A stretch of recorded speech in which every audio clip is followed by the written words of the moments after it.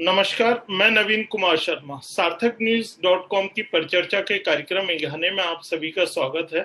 आज हमारे साथ माखनलाल चतुर्वेदी विश्वविद्यालय के वाइस चांसलर श्री के जी सुरेश जी हैं। आप इससे पहले आईआईएमसी में भी के डायरेक्टर रह चुके हैं और दूरदर्शन तथा प्रेस ट्रस्ट ऑफ इंडिया से भी जुड़े रहे हैं। आज की हमारी परिचर्चा का विषय है बंगाल की हिंसा और मीडिया की चुप्पी। सर, सबसे पहले मेरा प्रश्न ये कि हर छोटी बड़ी बात पर टिप्पणी करने वाले देश के चुनिंदा साहित्यकार, इतिहासकार, पत्रकार, फिल्मी हस्तियां आदि तमाम बुद्धिजीवियों ने पश्चिम बंगाल की हिंसा जैसे गंभीर मुद्दे पर चुप्पी ओढ़ लेने को आप कैसे देखते हैं? नहीं, देखिए, बहुत दुखद है। मई 1 तारीख को हम आमतौर पर अंतर्राष्ट्रीय मजदूर दिवस के रूप में याद करते हैं, लेकिन ये मई 2 तारीख को जब ये चुनाव के नतीजे आने के बाद बंगाल ने जो हिंसा देखी, मुझे तो, मैं 1984 में जब दिल्ली में दंगे हुए थे तब मैं उसका गवाह रह चुका हूं, मैंने देखा है।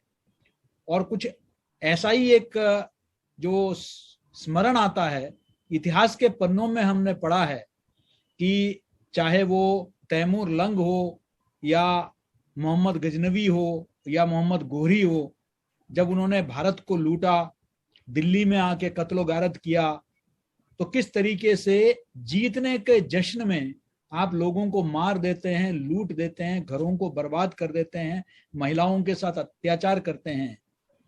और ऐसा ही कुछ नजारा हमको बंगाल में मई 2 तारीख से दिखने लगा। और लेकिन दुख इस बात को लेकर है कि उसको शुद्ध रूप से दो पार्टियों के बीच में एक लड़ाई की तरह उसको देखा गया और इसको इस तरह प्रस्तुत करने का प्रयास किया कि जो पार्टी जीत नहीं सकी वो पार्टी मुद्दे से भटकाना चाहती है।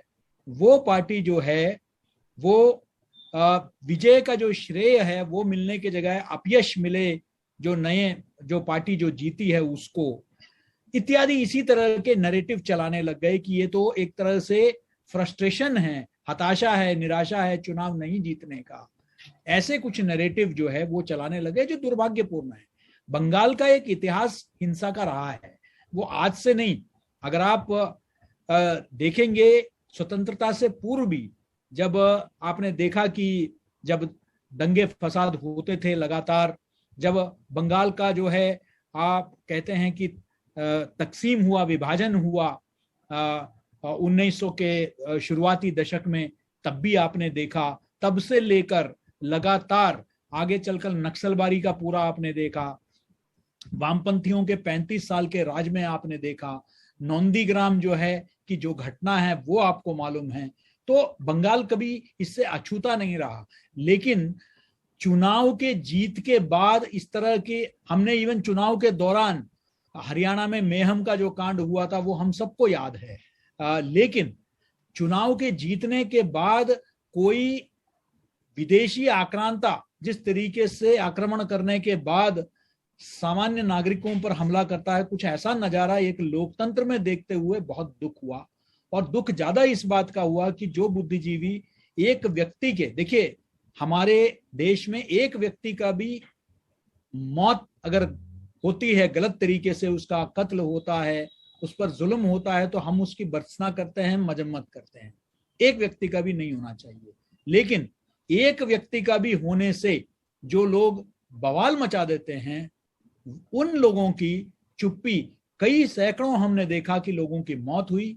महिलाओं के, एक महिला के मुद्दे पर जो पूरे देश में जो है हम देखते हैं कि एक आक्रोश होता है, इतने महिलाओं को लेकर जो है वहां उनको अपमानित किया गया, उनके इज्जत के साथ खिलवाड़ हुई। लेकिन इसके बावजूद भी हम देखते हैं कि लोगों के दुकानें लूटी गई, मकानें लूटे गए, लोग मजबूर हो गए पलायन करने के लिए।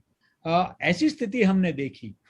तो इसके बावजूद जो है, जो जिस तरह का चुप्पी साधने का या उसको एक दूसरा मोड़ देने का प्रयास किया, मैं अभी कुछ दिन पहले एक विश्लेषण पढ़ रहा था नवीन जी, जिसमें यह बताया गया था कि जो केंद्र में जो सत्ताधारी दल है वो बंगाल कि मुख्यमंत्री को राष्ट्रीय स्तर पर आने से रोकना चाहती है, इसलिए इस तरह की कहानियां बनाई जा रही है।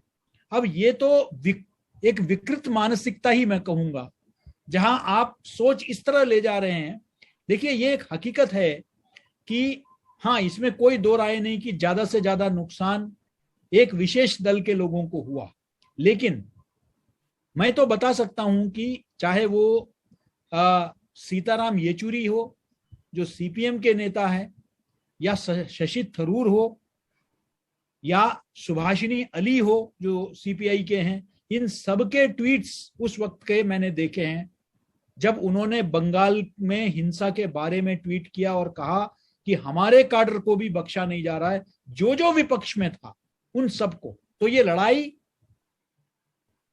किसी दो दल के बीच की नहीं है, ये लोकतंत्र की बात है, जहां विपक्ष को जो है आप टारगेट कर रहे हैं, उनको निशाना बना रहे हैं और विपक्ष को खत्म करने की एक साजिश हो रही है। तो इससे जो है मुझे लगता है कि एक मीडिया में जो एक पूरा एक विमर्श जो शुरू किया गया और उसमें कहीं ना कहीं उनको लगने लगा, ये एक बताने की कोशिश की गई कि बंगाल ने रोका है एक दल विशेष को, और आज जो बंगाल कहता है वो भारत कल कहता है। What India thinks today, what Bengal thinks today, India thinks tomorrow. जो आज बंगाल सोचता है भारत कल सोचता है।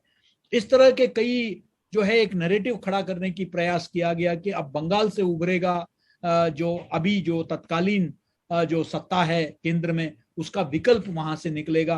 तो शायद ऐसा लगने लगा कि इस पर अगर फोकस चला जाएगा, लेकिन ये बहुत शर्मसार करने वाली बात है कि और ये भी बताया गया कि केंद्र के कोविड के विफलताओं से भटकाने के लिए हिंसा का मुद्दा उठाया जा रहा है। मतलब इससे जरा शर्मसार कोई बात नहीं है कि क्यों फिर मैं तो आंकड़े अपनी जगह, मैं तो कलकत्ता हाईकोर्ट के ऑर्डर की बात कर रहा हूं।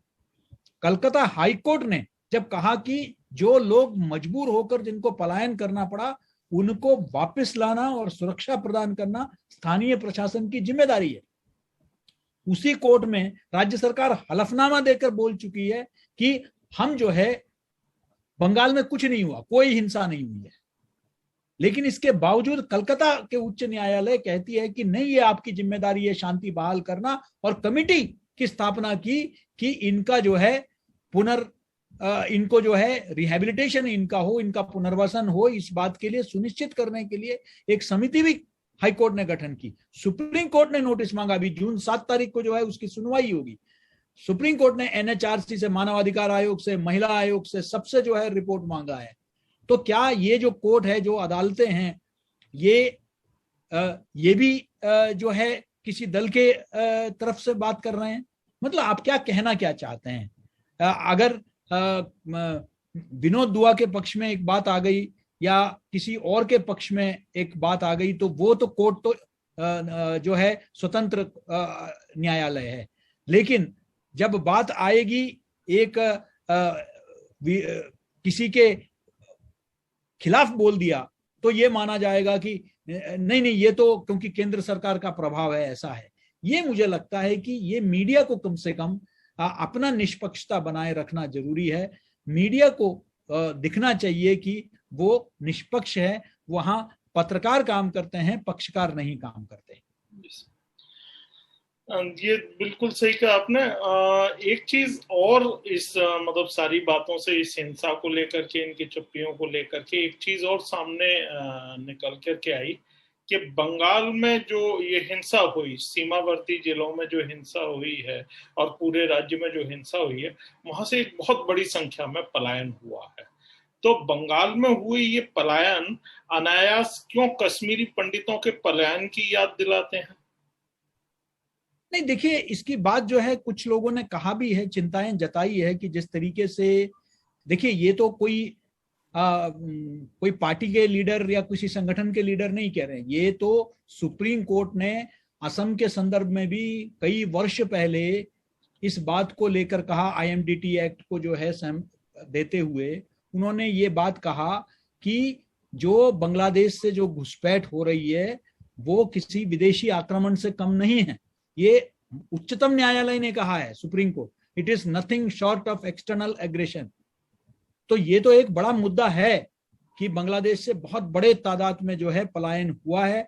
वो उसको आप कोई भी कारण बताइए कि आर्थिक कारण है, जॉब के तलाश में आ रहे हैं, लेकिन ये एक हकीकत है कि बहुत बड़े संख्या में, और पूरा जो डेमोग्राफिक प्रोफाइल है, जो सरहदी जो भी जिले हैं, चाहे वो असम में हो, बंगाल में हो, उसमें बहुत बड़ा तब्दीली आपको दिखने को मिल रहा है।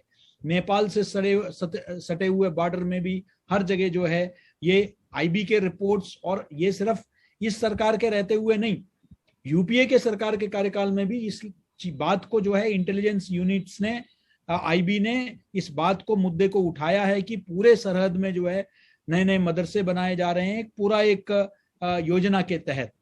इसका क्या कारण है, ये सब विषयों पर जो है, ये देखिए इसमें कोई मजहब या ऐसा विषय नहीं है जिस तरीके से बनाने का प्रयास हुआ है। जैसे सीएए के बारे में बनाया गया, सीएए जो है वो कहीं भी जो है हमारे नागरिकों को लेकर नहीं था, हमारे जो मुस्लिम नागरिक है उनको लेकर नहीं था।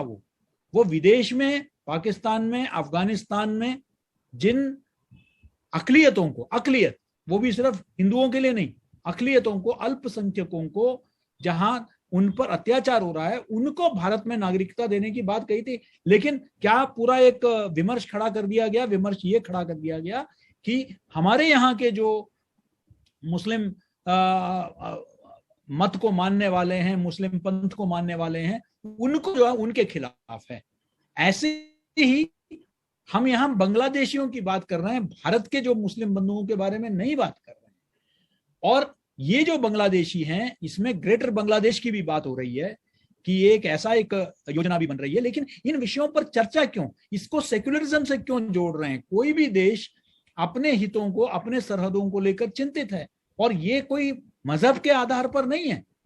कई मुल्कों में जो है, आपने देखा, फिजी में देखा, फिजी में पूरा कू हुआ है वैश्विक, जबकि भारतीयों का वहां संख्या बढ़ गई थी। वहां के स्थानीय लोगों ने जो है, वहां जो है बिल्कुल एक भारतीयों द्वारा चुना गया भारतीय प्रतिनिधित्व वाले एक सरकार को उन्होंने हटा दिया, और वहां जो है एक अपना फिजी के जो वहां के जो स्थानीय जो लोग हैं उनकी एक सरकार बनाई, और विश्व में कोई उसको लेकर कोई बड़ा बवाल नहीं मिला। भारत ने और एक आध मुल्कों ने और ये किया, क्योंकि लगने लगा नहीं भाई, वहां के तो स्थानीय लोगों को पहला दर्जा मिलना चाहिए, उनको पहला जो है ये मिलना चाहिए। तो भारतीय हम चिंता जता रहे हैं, चाहे वो बंगाल को लेकर हो, रोहिंग्या को लेकर हो, मानवीय किसी एक स्थिति में अत्याचार हो रहा है मानवाधिकारों को लेकर, वो बात अलग है। लेकिन हमारे खुद देश में जब युवा पीढ़ी बेरोजगारी से जूझ रहे हैं, बेरोजगारी एक बहुत बड़ी समस्या है, तो बाहर से आके लोग नौकरियां छीन लें, रोजगार के जो है अवसर छीन लें, और क्योंकि वो सस्ते में अपने आप को ऑफर करते हैं, अपना सेवाएं देते हैं, तो मुझे लगता है कि ये चिंता पूरे देश के आर्थिक विषयों को लेकर है। और ये इसलिए ये इसको एक मजहबी चश्मे से नहीं देखना चाहिए। सवाल मजहब का नहीं है, सवाल जो है ये देखना चाहिए कि अगर कोई आर्थिक दृष्टिकोण को लेकर, बांग्लादेश तो इस्लामिक मुल्क है, वहां तो उन पर कोई अत्याचार नहीं हो रहा है जिसके चलते वो पलायन कर रहे हैं, यहाँ वो आ रहे हैं यहाँ और नाजायज तरीके से आ रहे हैं, कोई पासपोर्ट और वीजा लेकर नहीं आ रहे हैं। तो इसको जो है ये चिंता का विषय जो है, वहां जो आबादी बढ़ती जा रही है, और ये जो आबादी जो बढ़ती जा रही है वो इतना नेचुरल प्राकृतिक जो ग्रोथ होता है आबादी का वैसा नहीं हुआ है, एक्सपोनेंशियल ग्रोथ जिसको कहते हैं कि बहुत बड़े संख्या में आबादी बढ़ी है। और ये बच्चे पैदा हुए हैं और बच्चे बड़े हुए हैं ऐसा नहीं हुआ है, ये एक बहुत ही स्वाभाविक जो है जिसको कहते हैं ग्रोथ नहीं है ये। तो जाहिर है कि बाहर से लोग आए हैं, वहां बस गए हैं, और राजनीतिक कारणों से उनको संरक्षण मिला है, वोट बैंक के तौर पर उनका संरक्षण उनको मिला हुआ है, ये बिल्कुल स्पष्ट हो जाता है।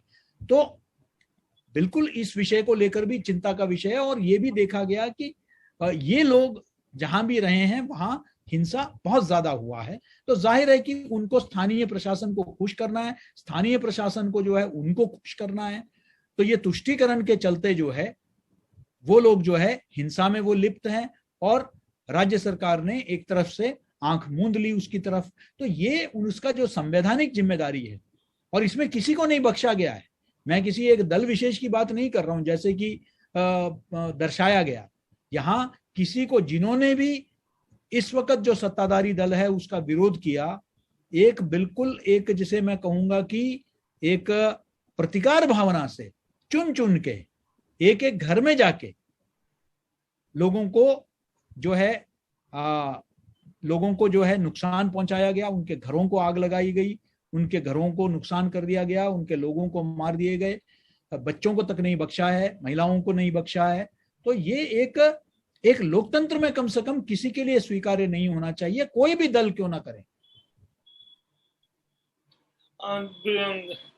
जैसा आपने कहा, यदि देखें इसमें एक चीज और निकल करके आई है और उस पर मैं आपकी प्रतिक्रिया जानना चाहूंगा कि जो सीमावर्ती जिले हैं पश्चिम बंगाल के, उनमें जो पलायन हुआ है, जिन लोगों, उनमें एक बहुत बड़ी आबादी दलितों की, पिछड़ों की, आदिवासी लोगों की है। और स्थिति ये है कि वो इतने भयभीत हैं। आपने राज्यपाल का भी वो बयान सुना होगा जिसमें उन्होंने ये कहा था कि हम अपना धर्म परिवर्तन करने को तैयार हैं, हम अपने जीवन को कैसे सुरक्षित रखें। ये भी एक चीज निकल के आई जो हमने बात करी, तो उसमें ये उन लोगों ने कहा कि यदि हम वापस लौटेंगे हमारे जीवन की सुरक्षा की गारंटी क्या है। तो यदि इन सारी चीजों को ध्यान में रख करके मैं आपसे एक छोटा सा प्रश्न और कहूंगा, छोटा जरूर है लेकिन बहुत महत्वपूर्ण है। क्या ये सारी चीजें भविष्य में होने वाले किसी अलगाववाद की आवाज का आभास नहीं दिला रही या संकेत नहीं कर रही? देखिए नवीन जी, आपने जो बात कही, अभी हाल ही में जो है अनुसूचित जाति और जनजाति के जो एकेडमिशियंस है, शिक्षाविद है, उन्होंने राष्ट्रपति कोविंद जी को एक मेमोरेंडम दिया है जिसमें उन्होंने आरोप लगाया कि 11,000 के करीब जो अनुसूचित जाति और जनजाति के लोग प्रभावित हुए, इसमें 40,000 हमले हुए हैं, 1627 घटनाएं घटी है, 5,000 के करीब मकान जो है वो नष्ट कर दिए गए हैं, 142 महिलाओं के साथ जो है अत्याचार हुआ है, 26 लोगों की जो है मौत हुई है, दुकानें जला दी गई है, तकरीबन 2,000 लोग जो है वो असम, उड़ीसा और झारखंड में भागने को मजबूर हो गए अपने जान को बचाने के लिए। इस तरह के आंकड़े जो है उस SC/ST एकेडमिशियंस ने जो है ये राष्ट्रपति को जो है उन्होंने दिया है। तो इसी से स्पष्ट होता है कि एक बहुत बड़े तादाद में उनको जो है टारगेट किया गया।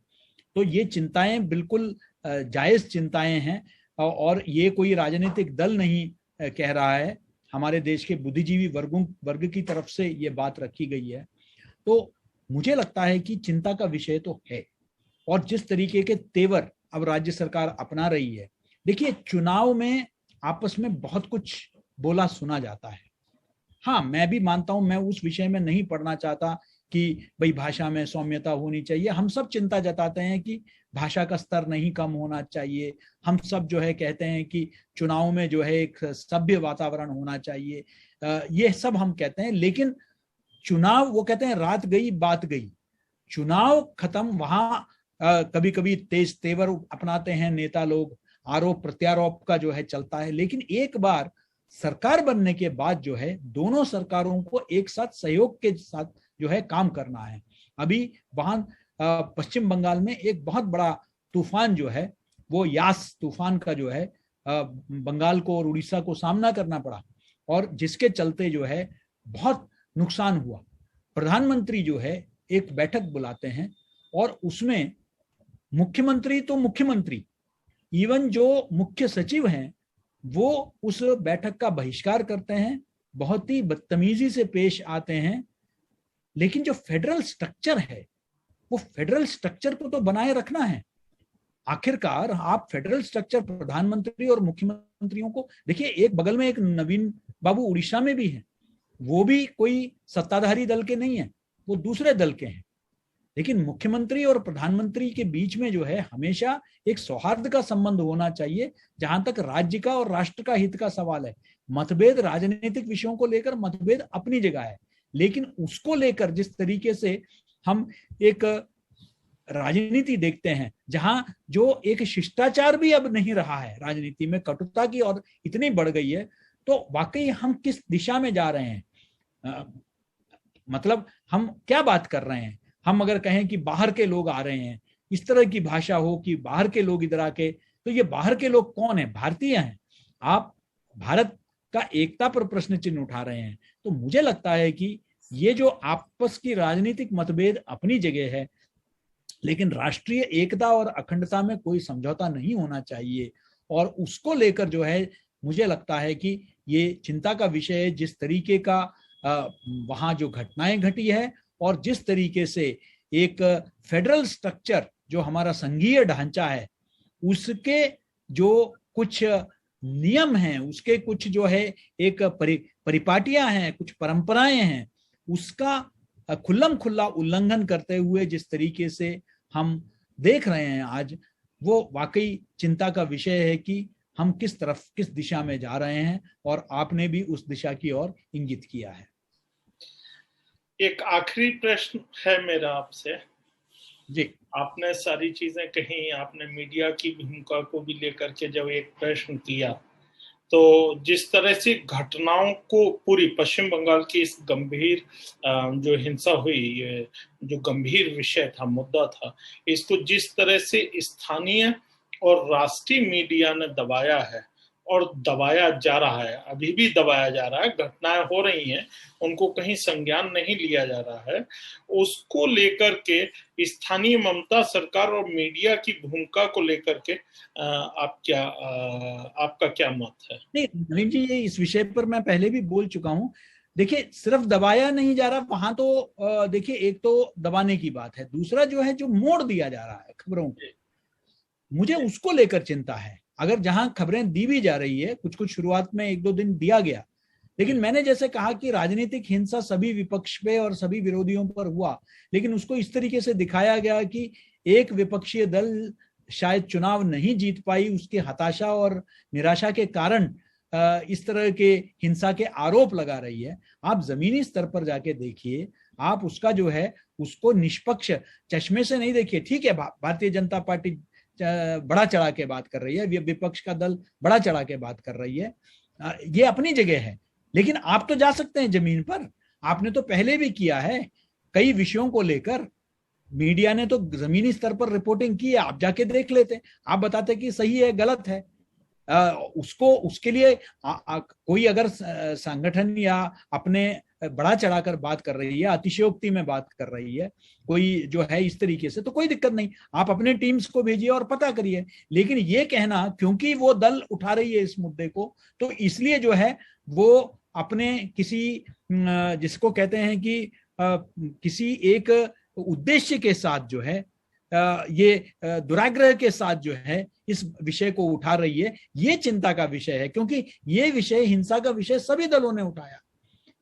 और मैंने जैसे कहा कि कोई भी दल, चाहे वो टीएम इस वक्त के सत्ताधारी दल हो या इससे पहले के दल हो या उससे पहले के दल हो, मैंने तो नक्सलबाड़ी का भी जिक्र किया, मैंने जो है नोंदीग्राम का भी जिक्र किया, अलग अलग दल जो है उस वक्त सत्ता में थे। तो बंगाल का एक इतिहास रहा है खून से रंगा हुआ, ये एक हकीकत है। तो इसलिए उसको उस नजर से देखने के बजाय इसको मात्र एक राजनीतिक हार जीत की तरह इसको देखा गया, और मानवाधिकार का उल्लंघन, महिलाओं पर अत्याचार, लूटपाट, गरीबों पर जो है अनुसूचित जाति जनजाति के जो है लोग बोलते थकते नहीं है जिनके मुद्दों को लेकर, उन पर जो अत्याचार हुआ, ये सब विषयों पर जो है जिस तरीके का चर्चा हम एक जिम्मेदार मीडिया से उम्मीद करते हैं उस तरीके से नहीं हुआ, उसको शुद्ध रूप से राजनीतिक चश्मे से देखा गया। ये मेरा दुख है।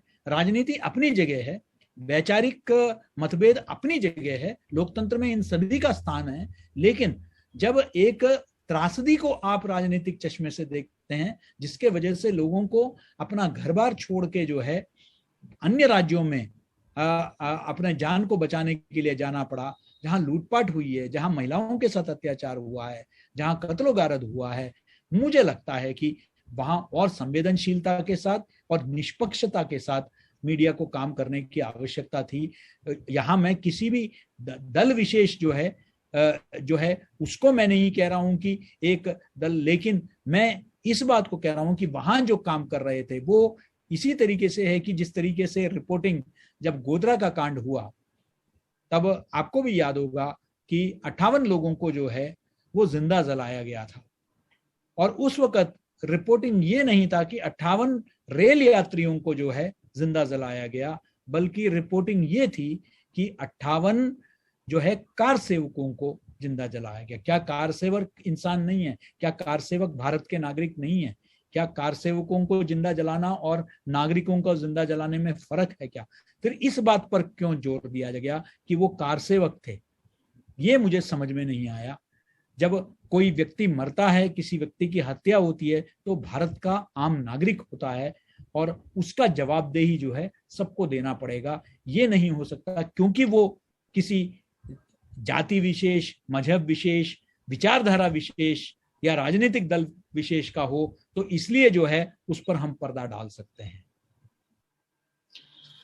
जी, ये बिल्कुल सही बात है। और मुझे भी ऐसा लगता है कि जो मुख्य सचिव है या जो वहाँ का स्थानीय पुलिस प्रशासन है वो मुख्यमंत्री के इशारे पर या उनकी बात मानने के लिए बाध्य हो सकता है, लेकिन मीडिया को कम से कम, चूंकि वो राज्य सरकार का न तो वो कर्मचारी है न वो उनके लिए काम कर रहा है, जो मीडिया है वो अपने काम कर रहा है और उसको ईमानदारी से काम करना चाहिए, जो कम से कम इस पूरे एक महीने में या इन घटनाओं को लेकर के वो असफल रहा है, इस बात को मैं कह सकता हूं। इसी के साथ आज की बात हमारी यहीं समाप्त होती है। फिर हम अगले एक नए विषय, नई जानकारियों के साथ आप सबके सामने आएंगे। तब तक के लिए इजाजत दें। नमस्कार।